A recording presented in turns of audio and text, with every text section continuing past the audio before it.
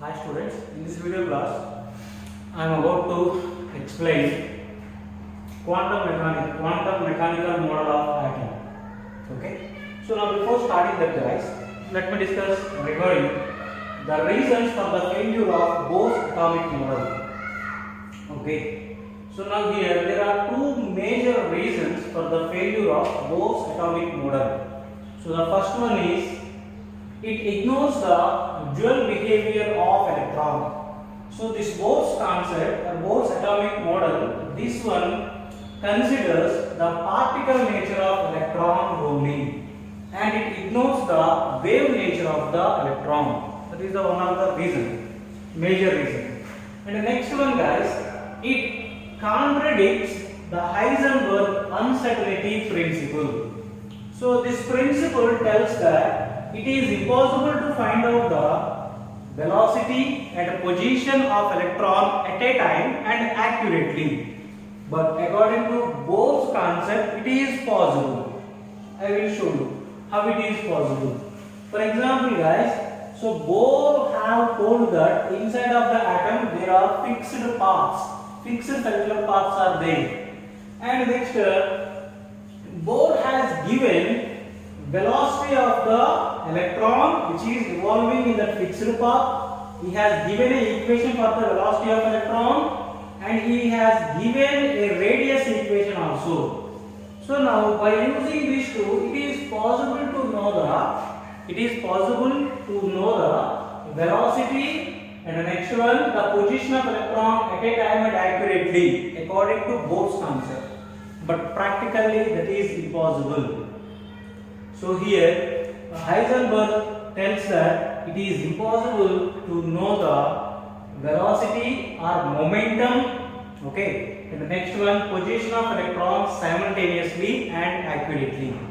So due to these two reasons it has been failed. Okay, so next one, in order to explain or in order to give a new model of an atom, another model has been proposed, which is quantum mechanical model of atom. So it was proposed by Erwin Schrödinger. So right guys. So now before this, before this one there is classical mechanics. So now this classical mechanics, which is based on the Newton's laws of motion. Okay, and this classical mechanics, this one explains about motion of macroscopic particles. Macroscopic means huge particles like planets, Earth, Moon, and etc. And this classical mechanics was successful to explain the motion of macroscopic particles. Example, motion of the Earth, Moon, and planets and falling stones. Okay, but this classical mechanics, it fails to explain the motion of microscopic bodies or microscopic particles. So microscopic particles means electrons and next one atoms and molecules, etc. These are examples of the microscopic bodies. So now this classical mechanics failed to explain about the motion of these microscopic particles. So what is the reason for that? The reason is it does not consider the dual nature of particles, dual nature of the body. So this classical mechanics considers only particle nature, but it ignores the wave nature. That's why it has been failed to explain the motion of the microscopic bodies. Okay, right. And the next one guys, a branch of science which takes dual nature, it means wave nature and particle nature of a particle into consideration is known as quantum mechanics.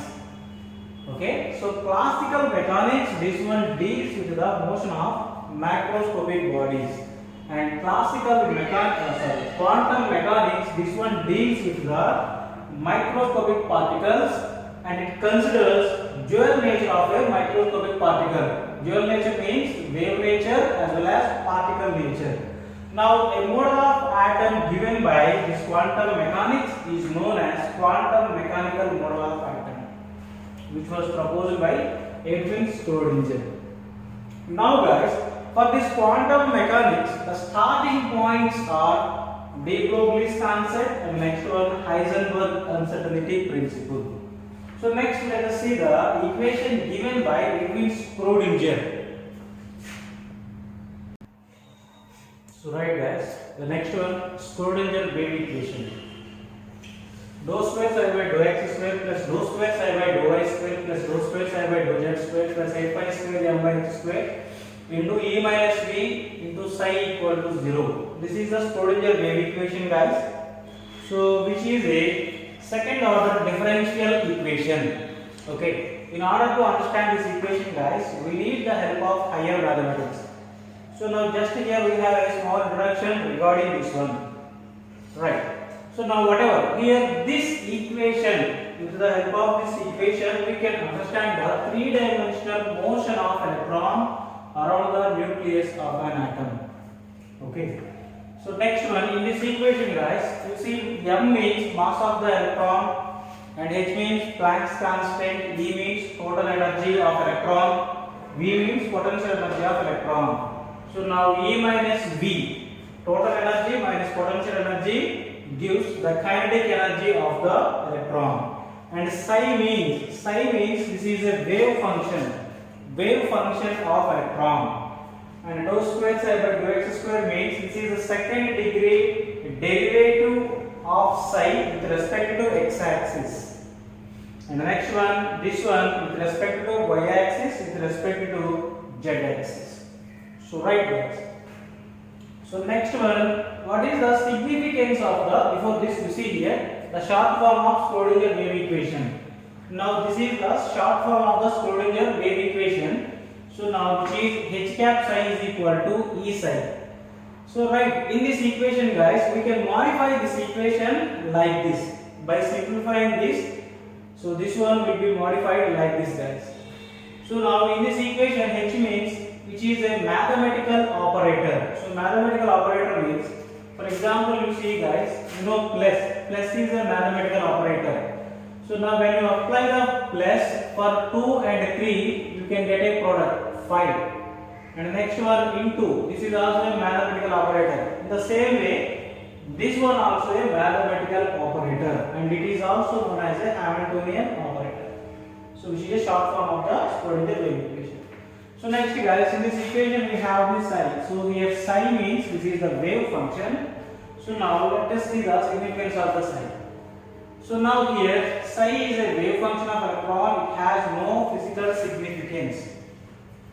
Next let us see psi square. Psi square means probability of finding electron at any point around the nucleus. Okay. So now here the psi square has a physical significance and this psi has no physical significance. So then what is the reason here? The reason is, so now psi means what? Wave function of the electron. So now you know guys, wave is present like this. This is a positive field and this is the negative one. So from this we can say that psi values are maybe positive or negative. Okay, that's why by using this psi we can't express the probability of finding electron, because the probability of finding electron won't be negative. Okay, so that's why psi values are positive or negative. That's why it has no physical significance, and this one is not useful for the probability of finding electron at any point around the nucleus. But psi square we can get guys by multiplying psi value with another psi value. So after multiplying the psi value with another psi value, negative values also will be positive. So now you will get all positive values for this psi square. So this one has a physical significance, and this one gives the probability of finding electron at any point around the nucleus. Next one, orbital. So orbital means where the probability of finding electron or the density of electron is maximum around the nucleus in an atom is known as orbital.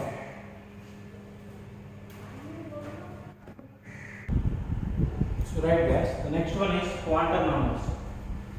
So there are four quantum numbers: principal quantum number, azimuthal quantum number, magnetic quantum number, spin quantum numbers. So now these four quantum numbers are used to address the electron present in an atom. Now first let us talk about principal quantum number. So this one has been proposed by Niels Bohr. Okay.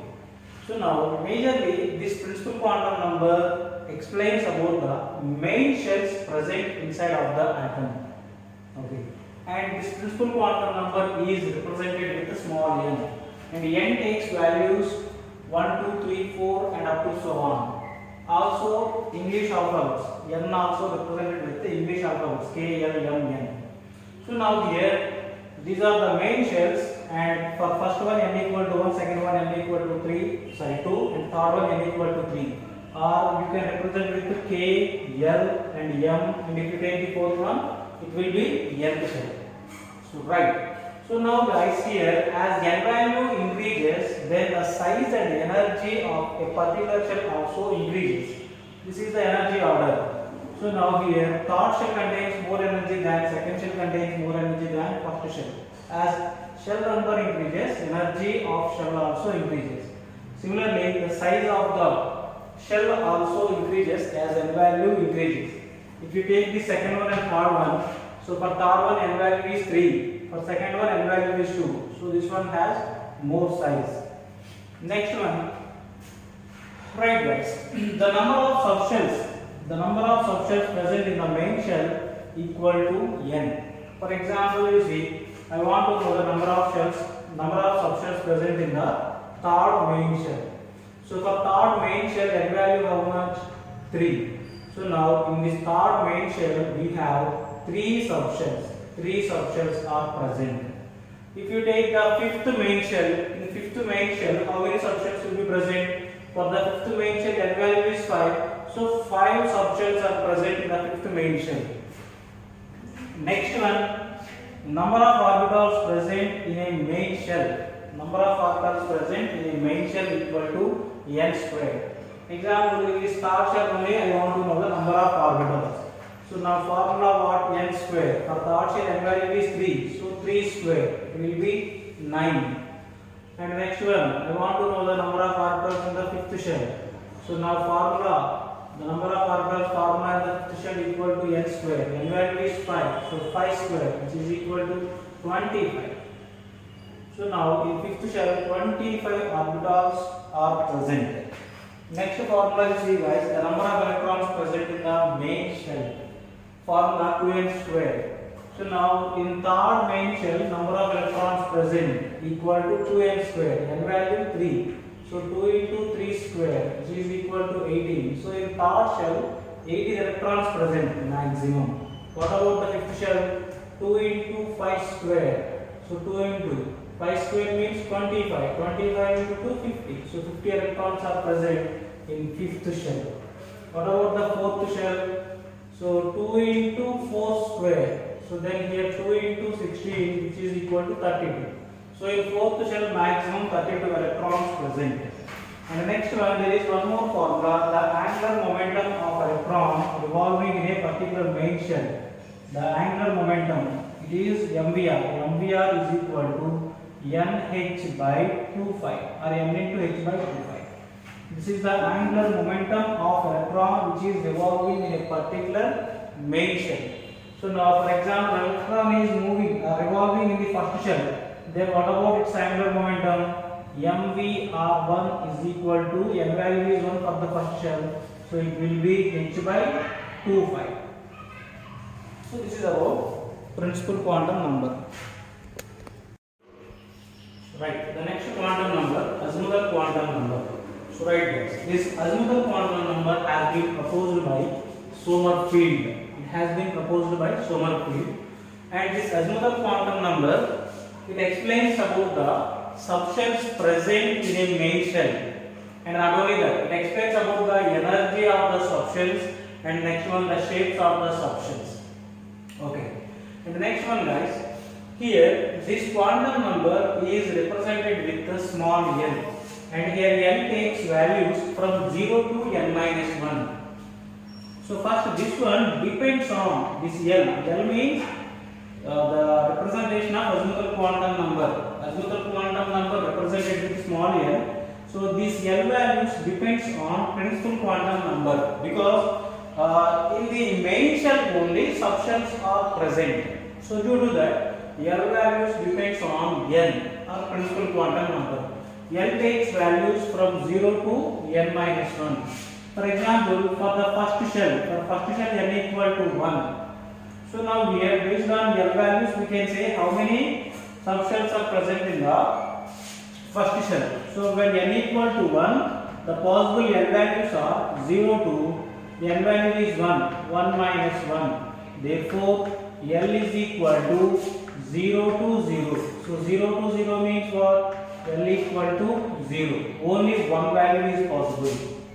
It means in first shell there is one subshell. Its name is 1s subshell. So in first main shell, one subshell is present.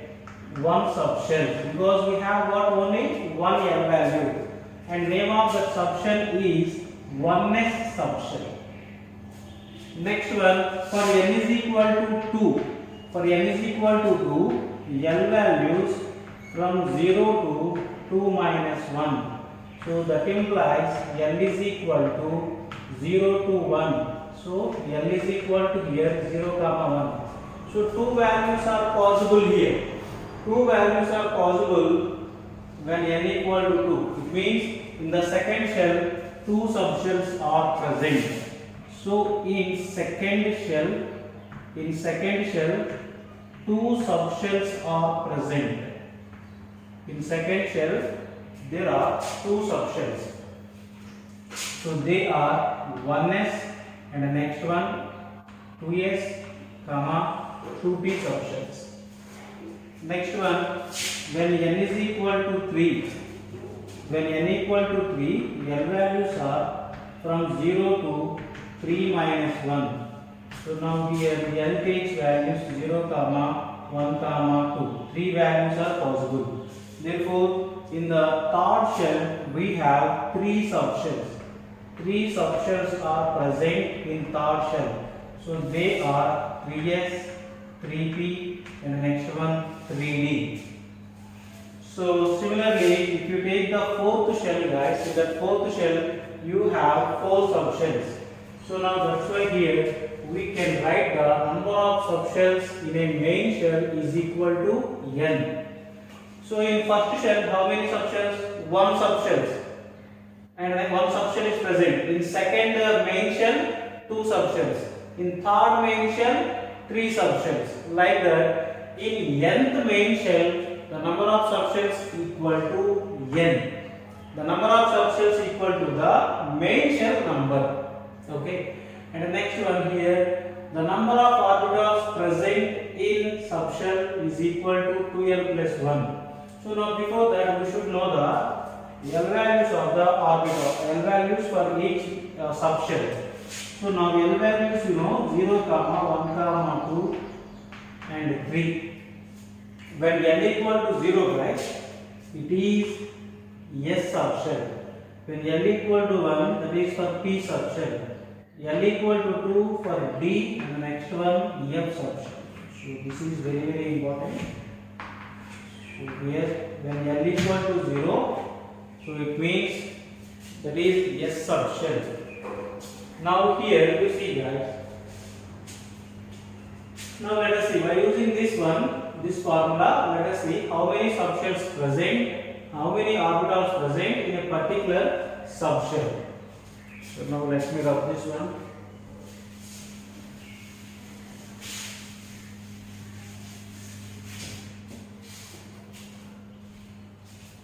L values are 0, 1, 2, 3, which is for S, T, D, and the next one F. So now here let us take S subshell. So in S subshell, how many orbitals are present?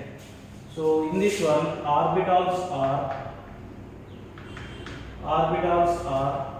2l plus 1, 2l plus 1 orbitals are present. So for S subshell L value how much? 0. In this formula substitute that L value. So 2 into 0 plus 1 which is equal to 1. So in S subshell there is only one orbital which is known as 1s orbital. 1s orbital. And the next one, p subshell. In p subshells, number of orbitals are 2l plus 1. L value how much for p? That is 1. So 2l plus 1 which is equal to 3. So here there are 3 subshells.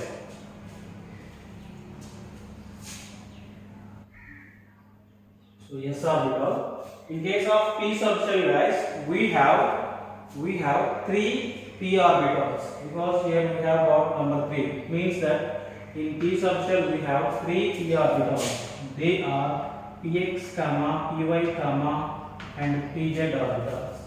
And the next one, d subshell. In d subshell the number of orbitals are 2l plus 1. So L value for d 2 plus 1 which is equal to 5. So 5 orbitals are present in D subshell.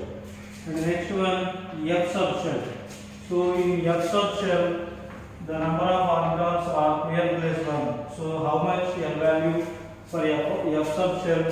That is 3 plus 1. 2 into 3, 6. 6 plus 1, 7. So 7 orbitals are present.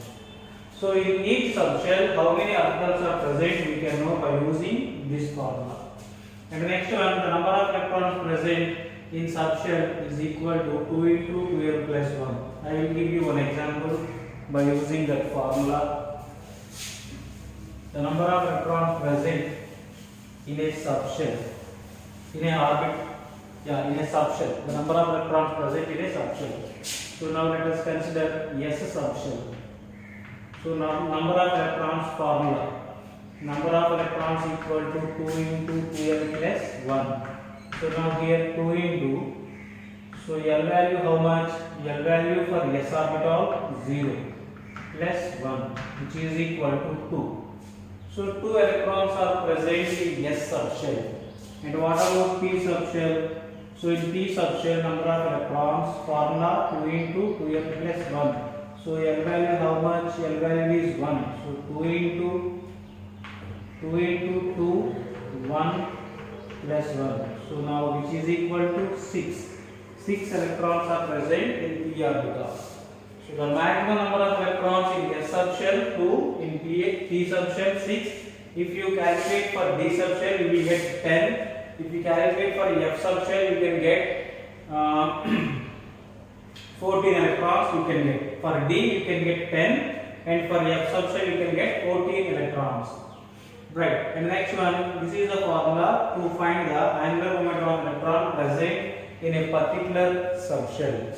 So right guys, this azimuthal quantum number, mainly this one explains about the subshells present in a main shell and energies also. And here one more thing, as L value increases, energy of the subshell also increases. Now you see here L values are increases, so respective subshells energy also increases. F contains more energy than D, D contains more energy than P.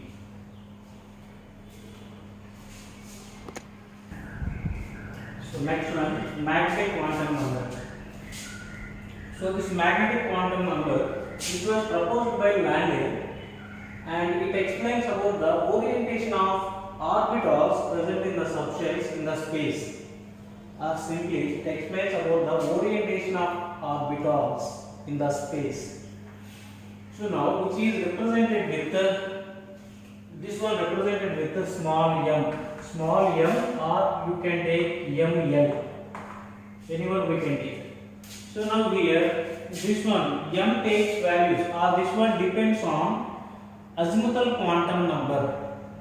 Okay, so that's why here I have written point m values depend on n values, and here this m values takes from -L to plus L.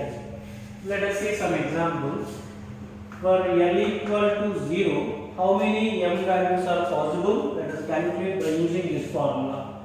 For L equal to 0, M equal to minus L2 plus L, including 0 guys. Now you substitute the 0, L value 0 in this one. Then you can get minus 02 plus 0, which is equal to 0. So only one M value is possible when L equal to 0. It means guys, we know already if L equal to 0, it represents S subshell. So now in this S subshell, we have only one orbital. One orbital is present. So now that orbital is 1s orbital. 1s orbital. Okay, so when here this S is present in the first shell, when n equal to 1, L equal to 0, so now you have S subshell. In that S subshell, you have only one orbital, that is 1s orbital. Next let us see, when n equal to 0, or one more thing, if you take the n value is 2, L value is 0, you will get S subshell. So now the orbital present in the F subshell will be 2s. Okay, so whatever, irrespective of the shell number, in S subshell we have only one orbital, that is known as, simply let me write like this, S orbital.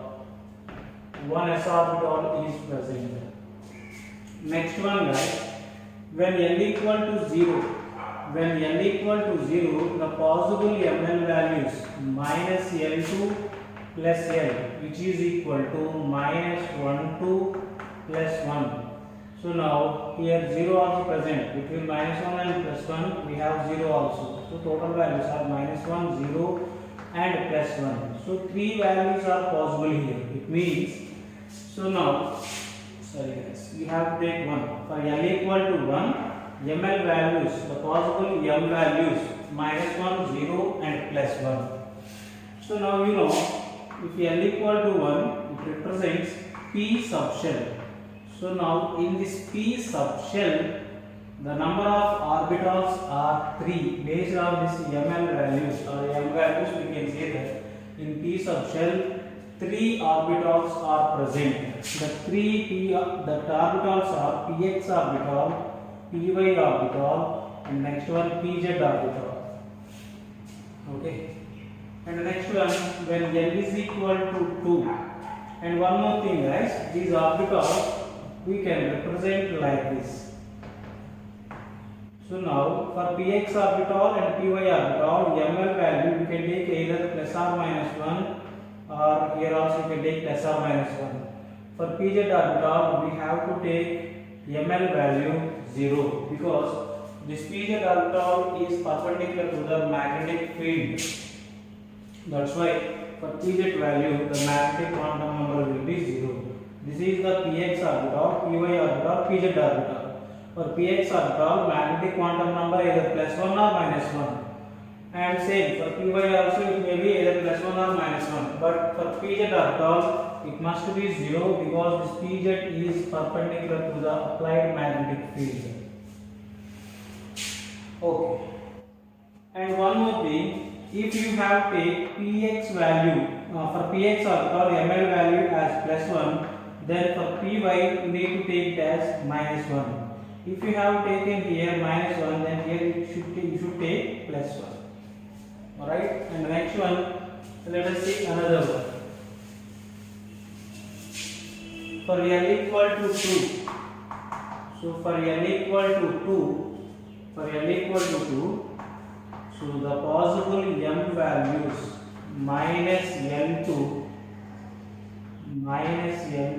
plus L, which is equal to L value how much to substitute here. So minus 2 plus 2, which is equal to minus 2, minus 1, 0, plus 1, plus 2. So between minus 2 and plus 2, we have minus 1, 0, plus 1. But the total number of M values are 5. So here L equal to 2 means it represents d subshell. So in this d subshell we have 5 orbitals. We have got here 5 m values. It means that in d subshell there are 5 orbitals. So now that 5 orbitals we can represent like this. This is the first d orbital, second, third, and 4 and 5. So now guys, so ml value for d always, so m value should be 0 for the dz square orbital. So here these names are given. Let me write first all the names, after that I will tell you that. And next one here you can take dx square y square, and here dxy, dyz, and next one dzx. So here the names of the orbitals are here given based on the orientation of the orbitals in the coordinate axis.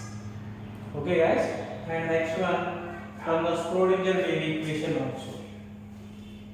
Now here for this dz square orbital, magnetic quantum number must be 0, right?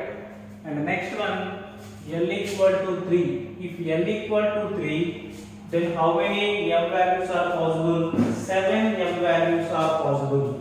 They are minus 3 to plus 3. Total number of values will be 7. It means if L equal to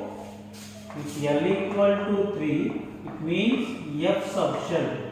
So here ml values or m values you can get 7. Okay, by substituting this formula you can get 7 m values. It means in the f subshell we have 7 orbitals. 7 orbitals are present.